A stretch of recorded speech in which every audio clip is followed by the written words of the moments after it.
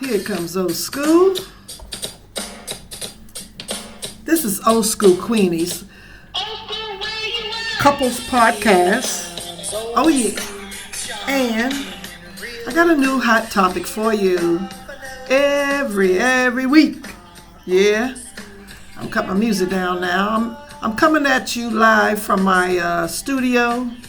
Yeah, my little small apartment studio.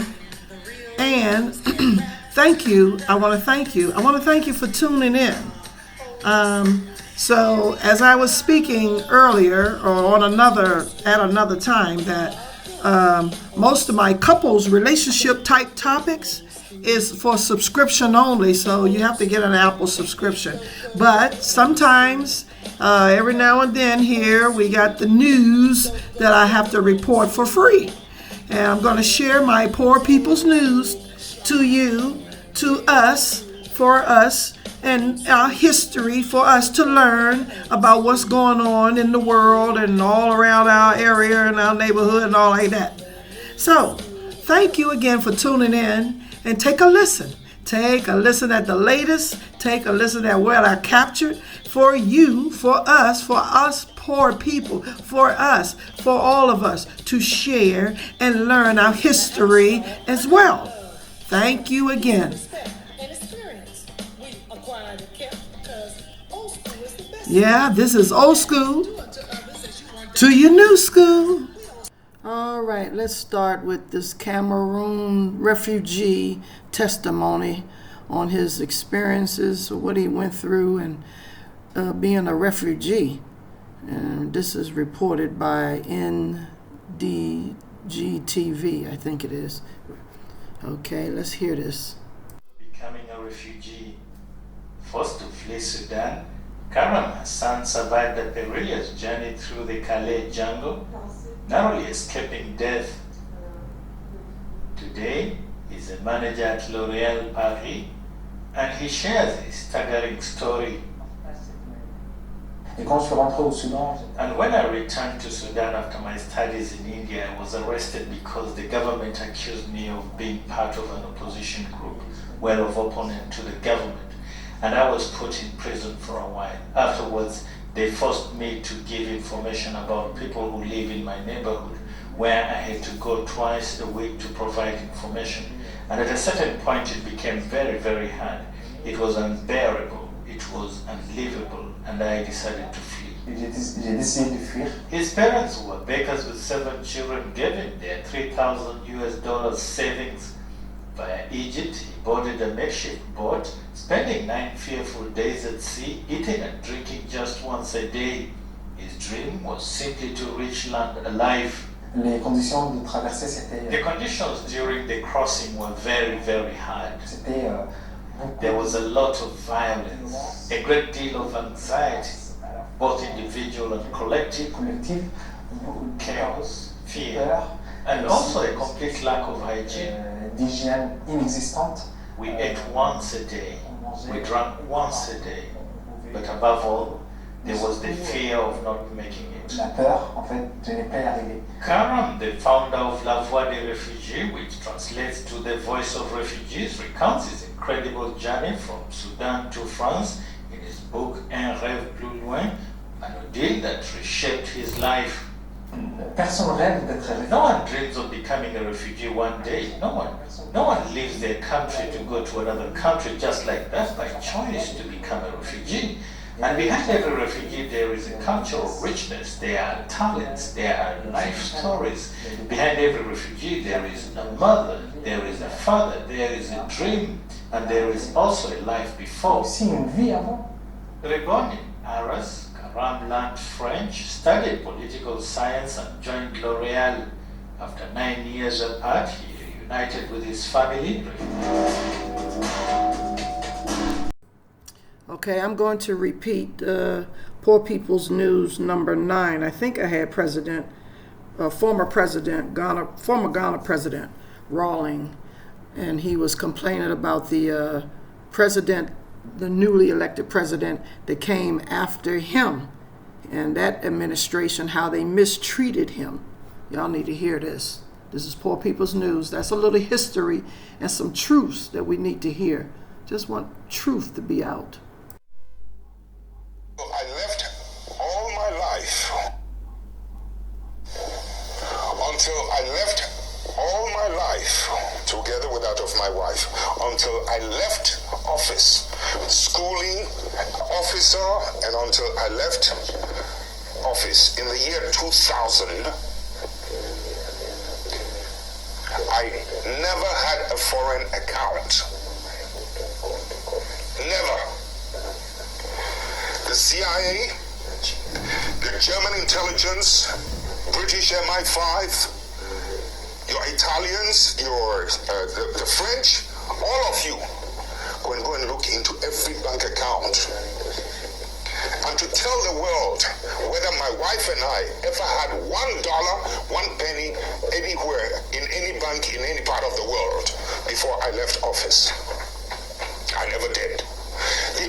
Interestingly, and it never occurred to me, I had no desire for it. The only time it struck me that I needed foreign money was when my wife was ill. And it was a situation we could not deal in my country, in Ghana. You know, and we looked for the most affordable place, which was in a university in Europe. That was the first time I suddenly realized how naked I was in terms of, I couldn't even save my wife's life, a very noble lady who had been through trying times with me. That's when I started calling around the world, friends, can you help, etc. So, having no account, oh, by the way, before I left office, we knew she was going to have this operation, so we had even put a little money aside. I think it was about $22,000 it was going to cost us. My wife is asthmatic, and over the years, it has developed its side effects, you know, both in her intestines and other complicated places. So it was going to be quite an expensive this thing. And you listen to me carefully. I was looking around the world. Can anybody help me? It's not for myself. I have no account. This is the address of the hospital. This is how much it's going to cost. I mean, it was the most shocking, painful experience I'd been across, that I could hardly get any assistance early enough. My government, who knew, the new government who had taken over from me, who knew I needed help and that we had made preparations, refused. On the last day before we were to leave, she was supposed to be on the operation table on the 22nd of a certain month. 2 days before, that's when I got a letter from the president's office, a 3-page letter, conditions I had to fill, a whole lot of rubbish. We got a ticket, we flew to London. This president, or this man who was a president who had been in office for almost 20 years, 10 years, 18 plus whatever it is, 8 plus another 2, almost 19, 20 years. I had no dollar account anywhere, and I had to stop in London to borrow money from someone so that I could go and do my wife's operation. You listen to me carefully. About 8,000, you know, to take care of her needs, etc., into the hotel. 22,000 it was going to cost us, either dollars or euro. I think it was dollars, into the hospital. When the operation, after a while, I had to leave and go back to Ghana and left her. Here's the shocking part of it. After the operation was done, on borrowed money, people don't believe it, but it's true. On borrowed money, when the operation was done, she was discharged into the hotel so that she could be brought in once in a while, you know, for checkup, a review.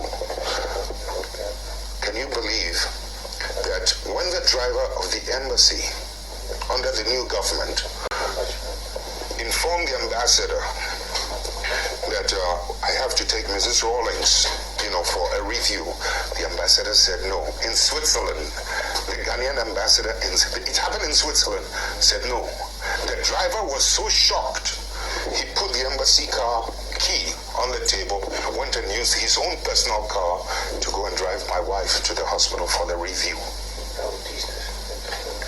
This is the kind of vicious petty-mindedness that you can sometimes run in parts of the world in terms of my relationship with this character that, your Western powers or the Western powers have promoted, and they are trying to sanitize his image as if he's the cleanest, finest head of state in Africa. It's absolute rubbish. He's a criminal. He's a thief. He went around telling the world, wrote a letter to every bank around the world that I had stolen suitcases of money into bank accounts. I was trying to kill him, make a coup. I had stolen 19 cars, etc. All of them were false. I will not tell you something that the bank, it took 3 months for me to be able to open a bank account through somebody. Finally, when the bank manager was going to open that account for me, do you know what he told his Swiss friend? You can come and do it. Every day he goes there. Is it open? Is it open? Is it open? Finally, after 3 months, the man told my friend that he is one of the few African heads of state who does not own a foreign account. You can now come and open the account for him. I mean, the point I'm trying to make is, look at the difficulty I had from my own government, from outside. But then the other side of it is that to be so mean that not even the driver could send my wife for a review.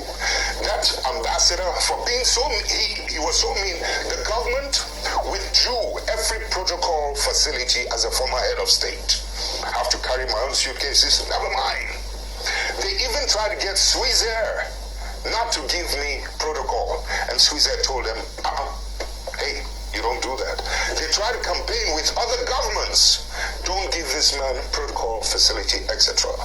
And yet, I'm supposed to have been the man who turned the situation around in Ghana, in West Africa.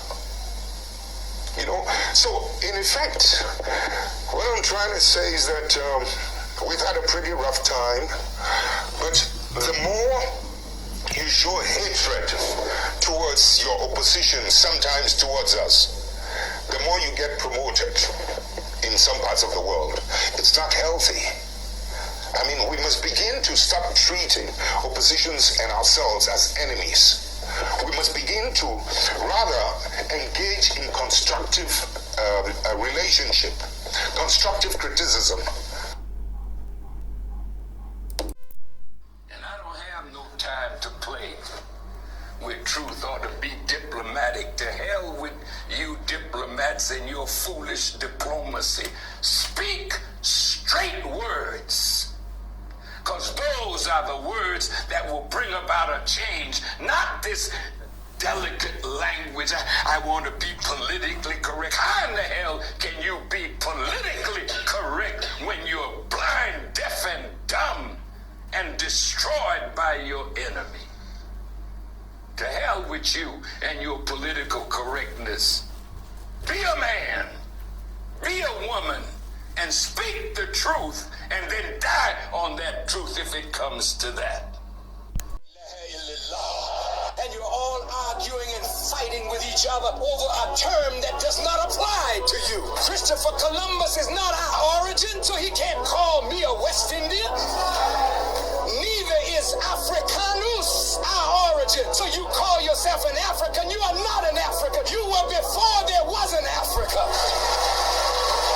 I'm an African American. Stop it! They named this country after Amerigo Vespucci, one of the grafted members of a grafted people that are Johnny-come-latelys on our earth. Now you're gonna call yourself an American and an African, both of them named by Caucasian people. What was the original name of that continent? And you're all conversation that keeps popping up online, and it always sounds the same. Africans come to America, get degrees, become doctors, engineers, and lawyers. They build businesses. They buy homes. They hustle. And then somebody says, why can't African Americans do the same thing? You all have been here all this time. You've had grants, loans, scholarships, opportunities. What are you doing?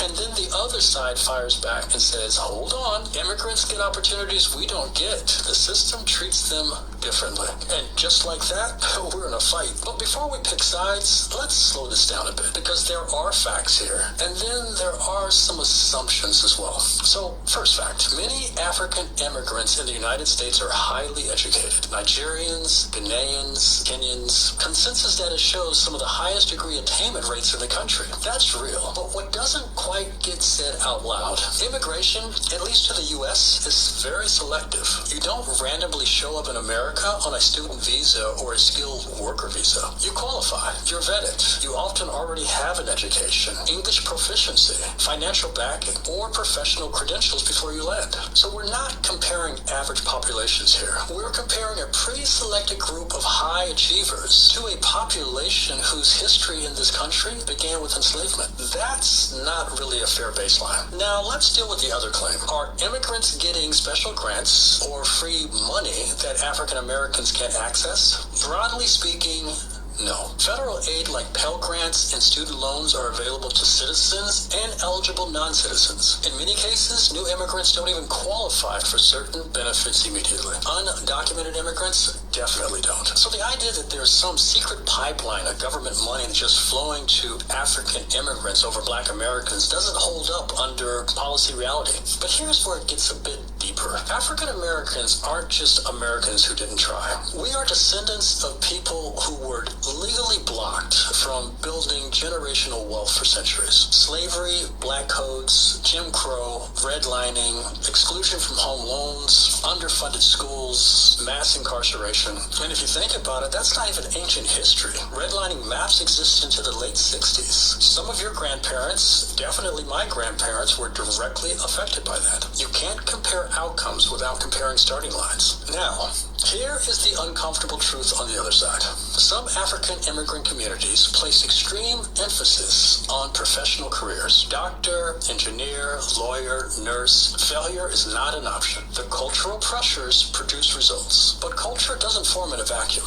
African Americans were historically pushed into labor pipelines, not professional pipelines. When you're locked out of universities for generations, your economic patterns evolve differently. That's not laziness. That's structural shaping. And then there's the psychological layer that nobody wants to talk about. Many African immigrants arrive with intact cultural identity. They know their tribe, their language, their lineage. African Americans had that violently stripped away. That identity disruption truly matters. Confidence, community cohesion, social networks, those things compound over time. Now here's the part that truly bothers me personally. Once you're in America, the police officer doesn't ask if you're from Ghana or Chicago before making assumptions. The broader society doesn't distinguish as much as we do. So while we're arguing about who works harder, we're both navigating the same racial perception system. And if you ask me, that's where the real questions live. Why are we even fighting each other over who deserves more credit? Instead of asking why two groups with shared ancestry were shaped so differently by history and policy. Because here's what I see. Immigration selection bias plus American racial history equals a comparison that was never built to be fair in the first place. And when that comparison gets weaponized, it becomes a political tool. One group made it, so systemic racism must not be true. That argument sounds clean, but it ignores centuries of accumulated disadvantage. At the same time, we also can't ignore agency, discipline, education, cultural expectations. Those matter too. This isn't about making excuses. It's about understanding context. So if I can get back to my original point, if Africans succeed in America, that's something to be celebrated. If African Americans succeed despite centuries of systemic barriers, that is something to respect by all. But turning this into a competition, that's just a distraction. The real conversation isn't who works harder. It's what systems shaped each other differently. And what do we do about it now? Because if we normalize comparing outcomes without comparing history, we keep arguing in this vicious cycle. And the structure that shaped both experiences will stay untouched. Thank you. So there's a conversation. Why does unity only become a problem when it's black nations doing it? Every time the Caribbean tries to move together, somebody suddenly gets nervous. ECO was a threat. CARICOM too political. African Union partnerships destabilizing. But when Europe links up, it's called cooperation. When America forms alliances, it's defense. When Asia builds coalitions, it's economic growth. So why do the rules change when the skin tone changes? If you're not sharing this, you're doing exactly what they want. Forgetting that the world prefers black nations divided, silent, and competing for scraps. Look at the record. When Grenada reached out to Africa, they invaded.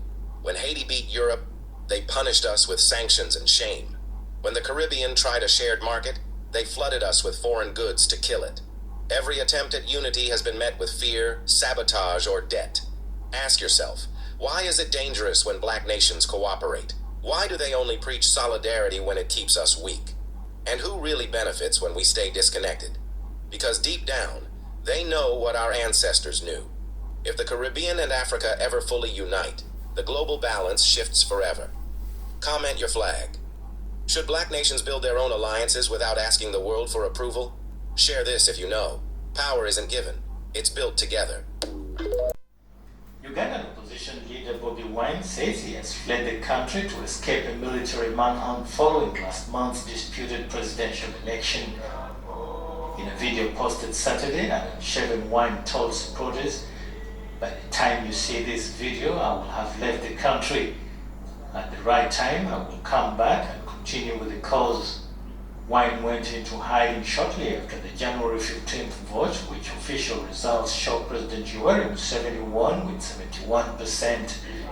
The hunt is being led by the Army Chief General Muhoozi Kainerubaga, the president's son and presumptive heir, who has posted repeated threats against Wine on social media, calling him a baboon and a terrorist. Museveni, 81-year-old, is set to be sworn in for a 7th term in May, extending his 4-decade rule. Extended a hand of support to Muslims undertaking the sacred fast.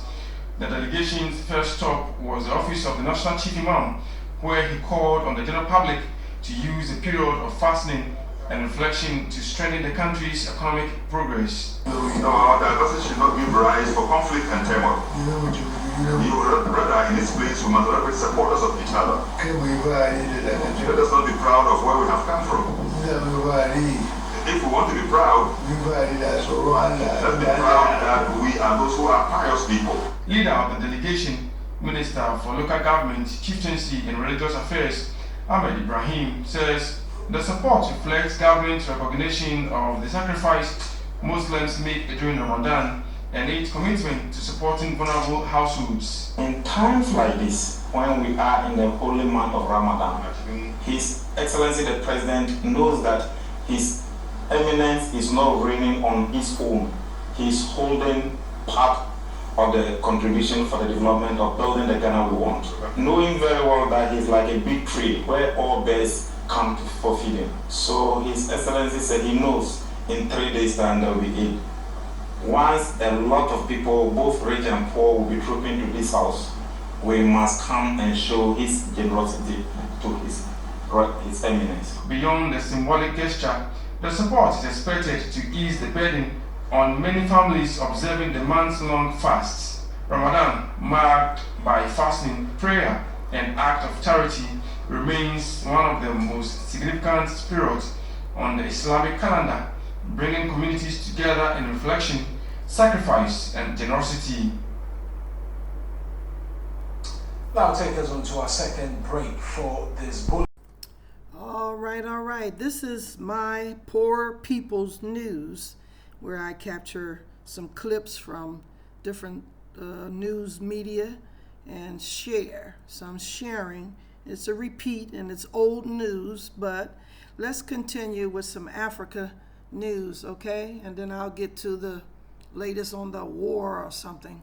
But let's continue some clips on some African news. And let's start with boots on the ground in Nigeria. Nigeria president ordered boots on the ground with his military to fight Boko Haran. Yeah, let's listen to that. three high-profile terrorist commanders, Malam Abdurrahman Gumara, Malam Bahayura, and Abu Ayuba, alongside several other fighters. Additionally, authorities uncovered a detailed roster of Boko Haram fighters left behind, which included a structured breakdown of the monthly payments allocated to each individual fighter. The military describes this as a major disruption to the terrorist command structure in the region. The military says the victory highlights the growing effectiveness and resilience of troops in the northeast, dismissing claims that security forces are losing ground. Authorities maintain that all positions remain secure, with troops sustaining offensive operations to keep insurgents at bay. Ferdinand Durocher, Arise News. Great job from our troops in the northeast and, of course, all over Nigeria in curtailing the excesses of the insurgents.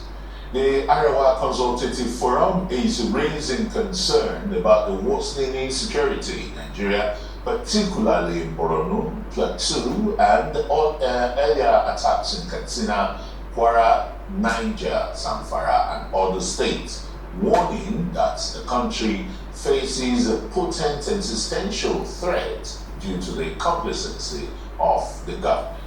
The ACF, in a statement by the National Publicity Secretary, Professor Tukar Mohammed Baba, is demanding a total overhaul of the nation's security architecture as Nigeria slides into renewed insurgency and violent extremism. While expressing its condolences to the families of the victims, the ACF warns that if the pervasive insecurity problem is not confronted soonest, Nigeria risks a catastrophic and dangerous slide into avoidable widespread anarchy and anomie. The ACF calls on the government to abandon the seeming proverbial Russian roulette tactics in confronting the problem heads-on. Nigeria's Vice President Kashim Shettima has visited Maiduguri following the deadly explosions that rocked the city. The Vice President was in the state to sympathize with victims of the attacks and assess the situation on ground. Speaking during the visit, Shettima assures residents that the federal government remains committed to tackling terrorism and restoring lasting peace in the region. He pledges support for victims of the blast, including assistance for those receiving treatment and families affected by the incident. Authorities say the visit underscores the government's resolve to intensify efforts in the ongoing fight against insurgency in Nigeria's northeast. Well, we are to do that showing we need our ground troops. What we have been doing over the past few years is sending the Air Force to rain bombs on and Boko Haram mastered the skill of evading air attacks, air strikes. And therefore the best way is to invade them with ground troops supported by our air groups as well as the Navy, and to take the fight to them for months and for us to never come out of the jungle until and unless we have degraded them permanently. And in order to succeed in that, the second thing to do is to re-strengthen our multinational joint task force cooperation with Niger, Cameroon, Chad, and Benin Republic, countries that supported us. The troops that have succeeded best in the fight against Boko Haram are the multinational joint task force. And that task force has weakened. I think we need to re-strengthen that. And finally, Sheun, we need to start bringing some of the security measures in our cities. Previously, the Nigerian Army worked with the Civilian Joint Task Force, JTF, CJTF, in order to secure cities like Borno, like Maiduguri and Yobe, that's Damatru, and we need to bring back some of those measures to make it impossible for Boko Haram to penetrate our cities and launch the kinds of attacks we saw recently. Dr. Bulama Bukati is an expert in violent extremism and understanding the nature of terrorists as operating in Nigeria's northeast region. But thank you so much indeed as always, for your time. Over the sad incident of the suicide bombing attempt, we want to assure the people that we will not rest on our oars until full peace and sanity is restored in Borno, the Northeast, and the nation as a whole. It's a tragedy because no religion sanctions the killing of the innocent. But these demented monsters called Boko Haram, I don't even consider them as members of the human race. But be rest assured that no matter how long the night is, it must give way to the light of the dawn. We are eternal optimists, but we work harder than ever before to see that full peace is restored. And tomorrow, NEMA, in conjunction with other partners, will swing into action and render support to the bereaved families as well as to the injured ones. Security has been significantly heightened across the Federal Capital Territory as law enforcement agencies step up efforts to ensure a safe and peaceful Eid Al Fitr celebration. Just as authorities say criminal activities have been identified and targeted with ongoing raids at known black spots within the city and its outskirts. Rise correspondent Otu Odo reports. From the FCT Police Command building to various parts of Abuja metropolis, the Nigerian Police Force holds a show of force led by the Deputy Commissioner of Police in charge of operations, Isha Usharu. The show of force features a coordinated display of readiness by various tactical units aimed at reassuring residents of their safety during the Eid Fitr celebrations. What's not? So, as part of our strategic security measure to enable worshippers celebrate this Eid Al Fitr peacefully, we have come up with different layers of security arrangement, ranging from, the Eid praying ground, the security is adequately prepared, fortified. The event centers, we also have our deployment. We have expanded security meeting with all the sister agencies. As you can see, it's not only police that is here. Every other security component, the military, the civil defense, the NDLA, every other security component is in this movement. So we want to give Nigerians the much needed confidence that they can come out and celebrate their prayer with the security tip that they should avoid congested areas. If they see anything suspicious, they should pass it across to any of the security agencies. In addition, the police confirmed that they had mapped out criminal hideouts and are actively dismantling them as part of a broader strategy to curb insecurity. And we have known all the criminal hideouts. The raiding is ongoing. We have raided all those black spots. A lot of suspected criminal elements are in our custody. And we still stormed up areas. Deployment is huge. The instruction is from the area commander to the divisional police officers to ensure safety and security. With all this crime mapping, we have known all those areas and we are good to go. Residents are also being urged to remain vigilant, cooperate with security agencies, and report any suspicious activities promptly. Ihotu Udo, Arise News.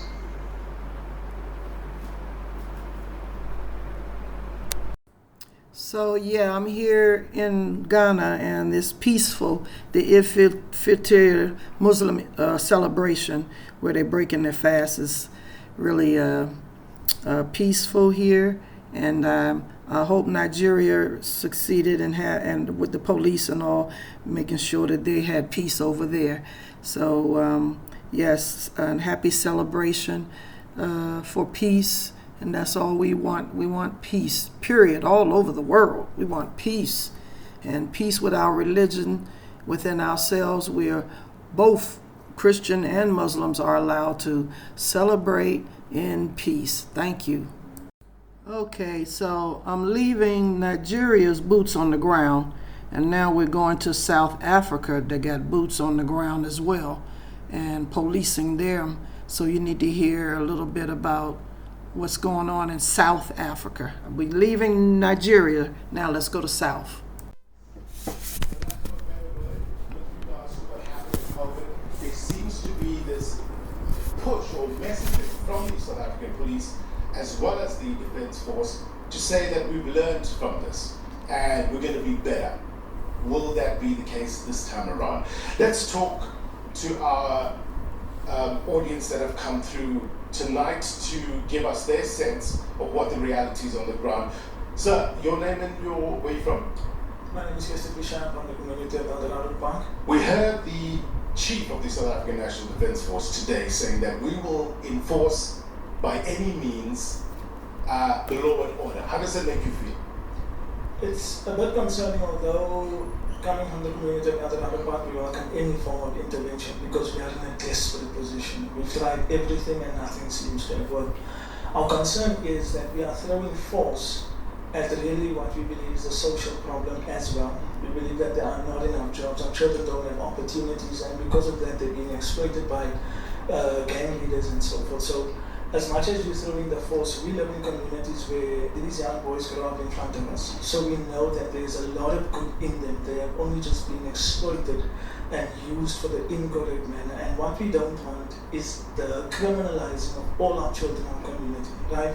We want better solutions. We need social development. We need other services to come in. And our concern is also that very rarely do we see government departments working well together, right? So it sounds good in a media briefing, but on the ground we don't really see it. We don't see SAPS and JMB working well together. We don't see SAPS, and of course many of the other speakers have said the integrity of SAPS is so compromised, and yet now we expect the SANDF to take the lead from SAPS, and they have already been compromised. So how do we trust that process? How do we trust that it's going to work? When you say there's a desperate situation on the ground, talk to us about the realities. Talk to us about a day in the life of. So I don't even have to go far. I can go to last night when there were 8 people gunned down in our community, 2 of which we know have succumbed to their injuries. So I'm a bit concerned when they speak about the deployment. Deployment says to me there's boots on the ground. Eldorado Park doesn't have boots on the ground at the moment. How is it that the very same week where our president has deployed them into our community, how is it that the very same week people are going into our community and still firing gunshots? So it says to us that there's no element of fear amongst those who are doing the shooting. There's no concern for the SANDF. And we'd like to see that force, but we'd like to see that force directed correctly. And our concern is in the integrity of the planning of how it's going to be enforced. We don't want innocent people to get involved because there was no consultative process with community members. And I know the security cluster will always say they don't consult with the public because these are private matters that they have their own structure, right? But we are on the ground. We know information that maybe SAPS won't even share. Dr. Lagoete, talk to us about this response to the concerns of the community. Reporting today, man underway for a group of suspects following the shooting incident in Eldorado Park, south of Johannesburg, left 2 people dead, 6 injured. This weekend alone, when you already saw the deployment of troops on the ground, what does that say in terms of, 1, the situation on the ground, and 2, what they're coming up against? Thank you very much. What the community is raising is also part of the concern of the portfolio community. In our country, where there's a national defense force, where there's a police force, and where there's an intelligence services, people are living in complete fear. Fear of the criminal element that is undermining the sovereignty of the country and the territorial integrity. I mean, even if the president has announced as the commander-in-chief on the process to bring the defense force jointly with the police to assist in pushing back the criminal element, people are still being terrorized. Now, what needs to be understood by our communities that some of the criminal element, they go around with high caliber weapons and rifles, which even if we were to say the police, man or woman with a pistol, you are donating the life of that person because a pistol will not stand against a high caliber weapon of 7.6, 12 inches, which is almost 12 times the size of a bullet of a pistol. So communities need to understand that we need to push back and reclaim the sovereignty of the country, that the legitimate government needs to be in charge, and policemen and women which are there.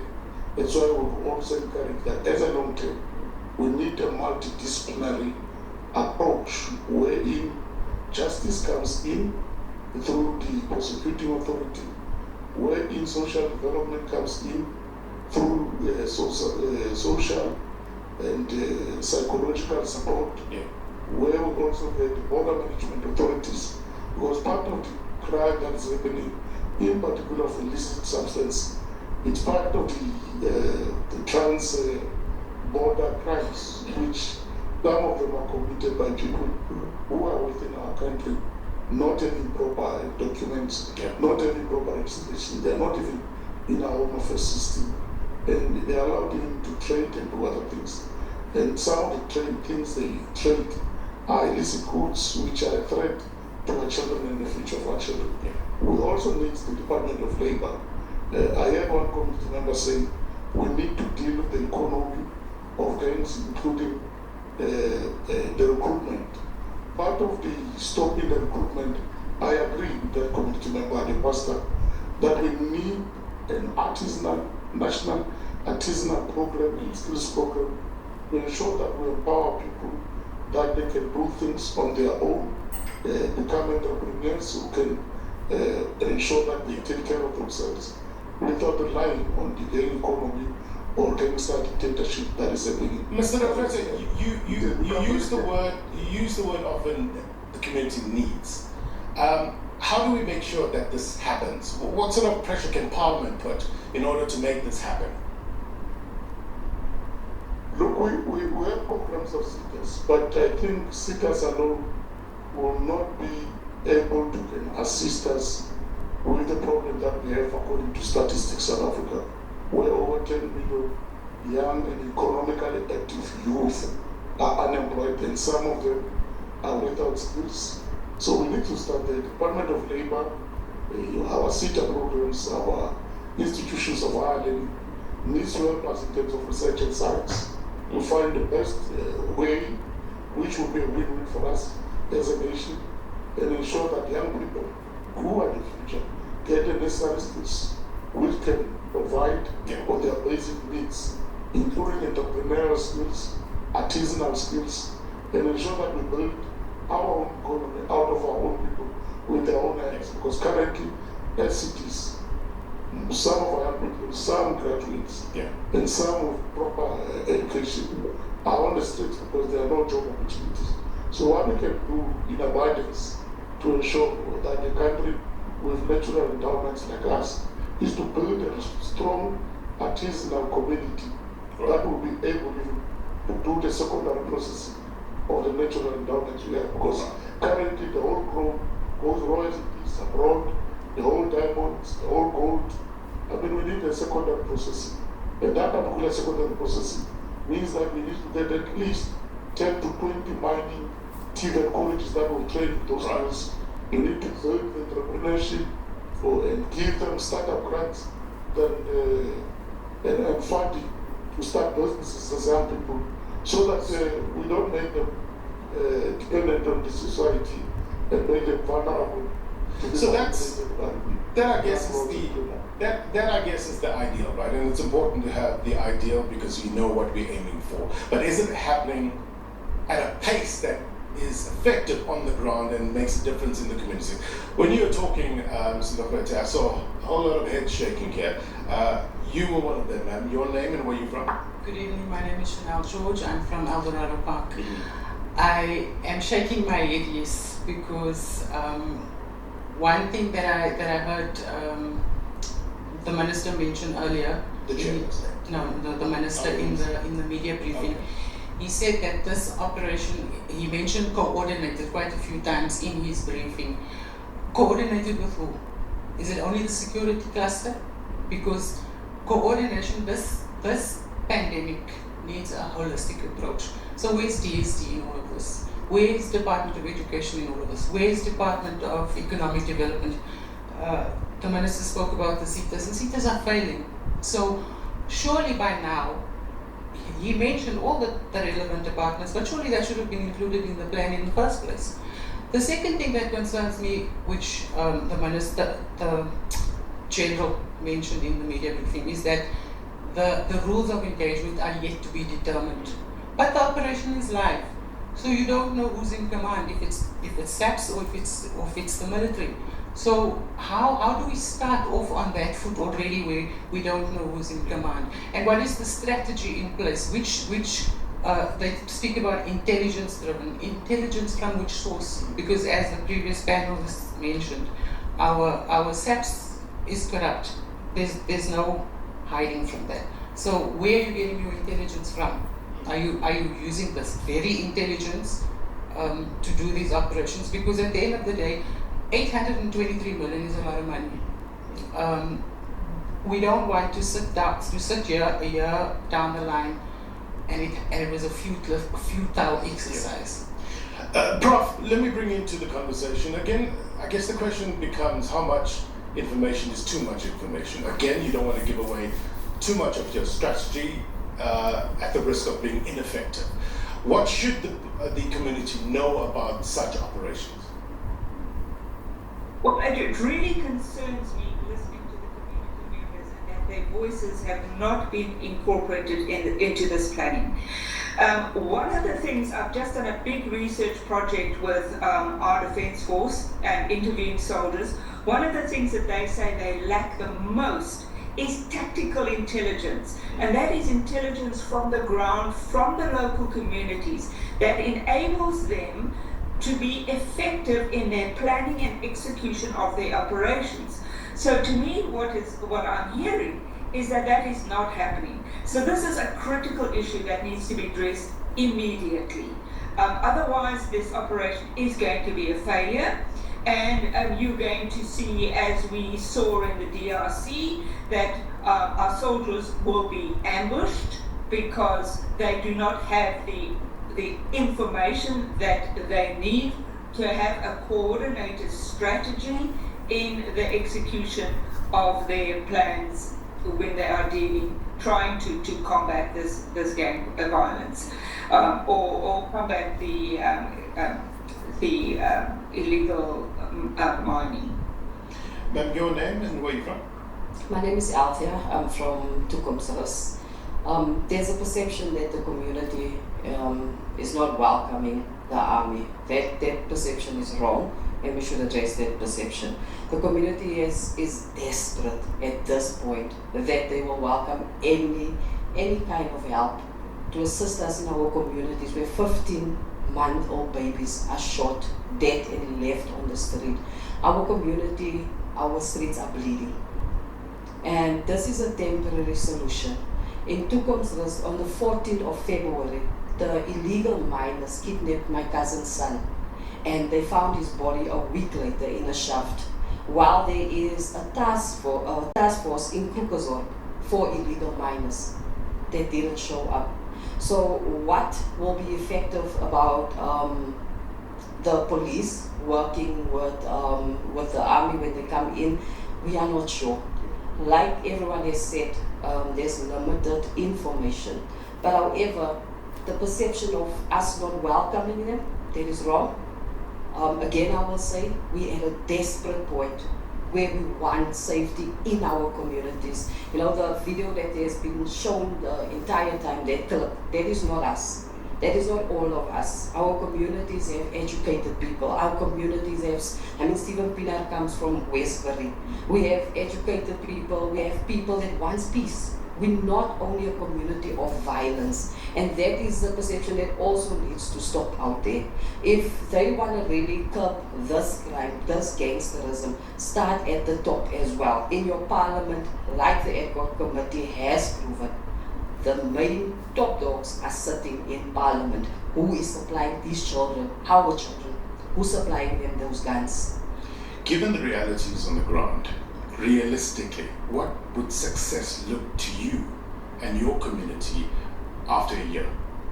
After a year, this is a temporary solution. Success would be, as everyone has mentioned, for every department in government to come together and hold hands and work together to fix the social ills in our community, and also to get rid of the rot in the police. We can't keep on speaking about the corrupt police and then we get statistics and explanations. I can tell you one police will do something wrong and they will transfer that police to another station. We have witnessed that on the ground. We will find the same corrupt police officer at another police station. Sir, same question to you. What does success to you and your community look like at the end of this tenure of the deployment? It's so tragic that it seems to me we are treating a cancer with a bandage. We've got a deep-rooted problem of being marginalized in all our communities. Government entities are not coming to our communities. Nope. The chairperson is speaking about the CETAs. We never saw one CETA development or program in one of our communities. So our communities are being marginalized. So if you want to get rid of this, the social ill, let us all get the same attention. Let us have job creation programs. Let us stop treating, the symptoms. Let's go to the root cause of this problem. The root causes of this problem is poverty, unemployment, homelessness. So we need to know ourselves in certain ways. So how does government play a role in it? There's budgets every year. You hear that the National Youth Development Program, but we don't see it in our communities. So where does it go to? So corruption is one of the major problems in our country, because the money does not reach us, the ordinary people. That's right. That is what we want to see. Then I wonder what you and your community members don't want to see during this year. What we don't want to see. Well, let me say what I do want to see in the community, right? Number one is, and I think you touched on it very eloquently, we struggle in our community. So what I don't want to see is, I don't want to see myself or my organization being denied opportunities to do work in the community because I come from a community that is now crime-ridden, or there's a stereotype around colored people that we are violent. So that's what I don't want to see. As an NPO, we apply for a lot of funding. And lately I noticed that companies do not, because we are in this situation, they don't want to invest. Whether it's my perception or whether it's a reality, they don't want to invest in our colored communities. I think that the police or the president calling in the army is a clear indication that SAPS has failed in our communities. But I also want to say to us as colored people, as leaders, obviously we have so many educated people. We have failed our families as well. We have failed the communities as well. So I'm not going to only blame government. What have we done also to look after our families? Why must SAPS come in and help us take control of our families, right? The second thing is in terms of, I think the chairperson said that they were going to kill down, they were going to shut down all the drug houses and replace it with what? Because the minute you take something out, you need to replace it. And that's where we come in as well. The gentleman was quite right. We don't get any learnerships in our community. Cities, we are in the minority, we are marginalized. But if you pick up your phone and you send a message on the community network, you can ask for a plumber, you can ask for a welder, you can ask for any artisan, skilled or rather unskilled. Why aren't we doing that as a community? Why are South Africans, we are so focused on qualifications? We should be learning from the older generation, or rather teaching the youngsters how to do this and start our own businesses. I think as much as we are speaking about the wrongs with government, I think we also have a role to play as the civic community. You know, from what we've heard in terms of the Matlanga Commission, in terms of the ad hoc committee, it has dented the trust in terms of the police in the community. The argument would be that not all police members are rotten apples, right? We need to weed out the rotten apples. What was for you the turning point that helped you get out of that life? I was tired, of course, of shootings. I was tired, my life was going down, my mom was sick, and prison was a turning point, but not many get that turning point. Most of them, they die. So for me, like I said, I have a brand now, Born a Genius. I'm a high school dropout, and I'm not proud of it. I'm not glorifying illiteracy by any means, but I took rather responsibility of my life, and I decided to say, let me go back, you know, to the very same community I was causing pain and become a giver. Now I go to schools. I used to work with Saibono. We go to holiday camps like they are coming now.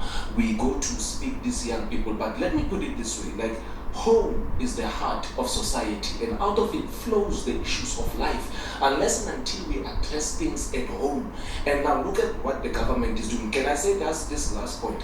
The government must stop taking money and, you know, giving people grants. They must open infrastructures, industries where people, they can come and work, because now they develop a generation of dependent syndrome. Thank you very much, Tapelo. I wish we had more time, but look, it's an ongoing conversation. I thank you very much indeed for bringing these issues forward. You can't solve it in 1 hour, right? But it's a step in the right direction in terms of understanding the realities on the ground and what you're going through and what we're going to see from this combined force of the military as well as the police. Thank you very much indeed. To our guests as well, Professor Heineken, as well as Dakota Mkwete, thank you very much indeed for coming on. Appreciate your time. All right, before we go, here's my take. Peace and security, the absence of conflict, these are seen by many as foundational issues, that which we build our daily lives upon. What you heard Tapelo talking about. Foundational to community well-being, foundational to economic development, for social cohesion. But at the same time, real peace is not only the absence of conflict, it is the presence of justice. Yes, it's a line from a movie that I took from, but it rings true. That's what makes us sleep well at night, right? Knowing that we are covered by the blanket of, one, a divine protection if you are religious and you believe that, and two, also a mortal, more earthly comfort, knowing that there is law and order in your community, in your province. There needs to be a sustained investment in peace and security. And to the extent there seems to be the steps in the right direction. Put up this graphic. Let me give the viewers a sense of what I'm talking about. You heard in the recent budget speech that to support efforts to intensify law and order, spending on peace and security increases from 268.2 billion rand in 2025-26 to 291.2 billion rand in 2028-2029. Step in the right direction. In addition, 1 billion rand has been allocated to the police service and another billion to the South African National Defence Force through the Kara Fund. And this is for the fight against organized crime. Question, perennial question I might add, is this enough? We need steady progress in this regard, not necessarily perfection, don't get me wrong. Don't let perfection be the enemy of progress. Let's prioritize taking action and making improvements over waiting for a flawless result. Consistency and the need for the me to give way to the we, right? Collective effort, meaning it is only when we are all in do we win. And that's my take. If you miss anything on this program, Anchor's View. It's topical on YouTube as well as Alrighty, Poor People's News. It has all these continues. I'm Africa up next with the lead. All right, I'm going to have to stop right here because I got so many clips and it's going to go over the hour mark. So I'm going to make this a part 1 and then let's continue Poor People's News number 10 as a part 2. Okay, just as a part 2. Alrighty. Let us continue with my Poor People's News. Go to part 2 for the rest of the of the news